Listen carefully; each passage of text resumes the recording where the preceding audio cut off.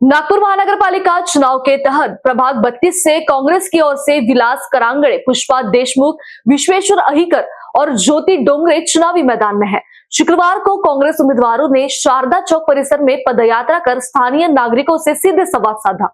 पदयात्रा के दौरान उम्मीदवारों ने घर घर जाकर लोगों से मुलाकात की और उनकी समस्याएं सुनी। नागरिकों से सड़क, पानी, साफ सफाई, बिजली और अन्य मूलभूत सुविधाओं से जुड़ी शिकायतें उनके सामने रखी। इस अवसर पर कांग्रेस उम्मीदवारों ने आश्वासन दिया कि चुनाव जीतने के बाद प्रभाग के विकास को प्राथमिकता दी जाएगी। कांग्रेस कार्यकर्ताओं और समर्थकों की मौजूदगी में हुई इस पदयात्रा से परिसर में चुनावी माहौल गरजाता नजर आया। उम्मीदवारों ने कहा कि जनता का सहयोग और विश्वास ही उनकी सबसे बड़ी ताकत है। आम्ही प्रभाग 32 मध्ये लोकांच्या घराघरात जाऊन संवाद करतोय।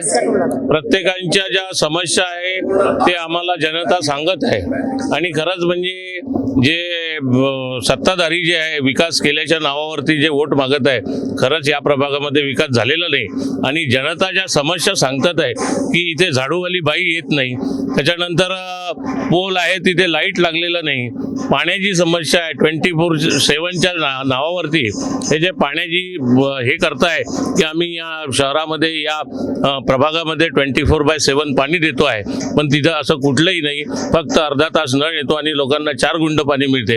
आणि यामध्ये OCW या आमच्या प्रभागातल्या नागरिकातली नागपूरच्या जनतेची OCW आणि बिलाच्या नावाखाली एवढी लूट करताय की ज्यांना 200 रुपये बिल यायचं त्यांना आज 2000ला बिल यायला लागलंय, कारण की त्यांनी जे हवेने फिरणारे मीटर लावलेले आहे। म्हणून जनता या प्रभागातली त्रस्त आहे आणि त्रस्त जनता काँग्रेस पक्षाच्या 4ही उमेदवाराच्या मागे आहे।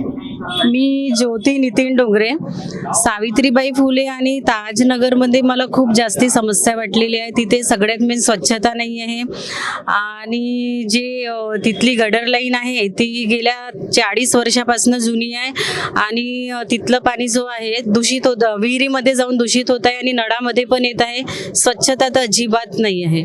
आमच्या प्रभाग 32 मध्ये 2-3 ठिकाणी नाल्यांनी मिळून घेतलेला आहे आणि नाल्याचा एवढा प्रॉब्लेम आहे। उदाहरणार्थ जम्बूदीप नाला असेल किंवा नालेश्वर नाला जो आहे त्या नाल्यावर स्लॅब नाही, पण बाजूला घर आहेत। जेव्हा पाऊस येते आणि कंटिन्यू तिथे गटरचं पाणी वाहून राहिलं आहे, तर त्यांच्या लोकांची जी समस्या होते की बा आम्हाला इथे स्लॅबचं एकतर टाकून द्या किंवा भिंत उचलून द्या। तर आम्ही जर आम्ही समजा निवडून आलो तर या प्रभागामध्ये सौंदर्यीकरण नाल्याचा जे आहे प्रॉब्लेम ते आम्ही सॉल्व्ह करू। त्याचप्रमाणे ग्रीन जिमचाही खूप इथे लोकांना प्रॉब्लेम आहे, स्वच्छतेचा खूप प्रॉब्लेम आहे, इथे सफाई कामगार येत नाही, आम्ही तो पण एक त्याच्यातून मार्ग काढू।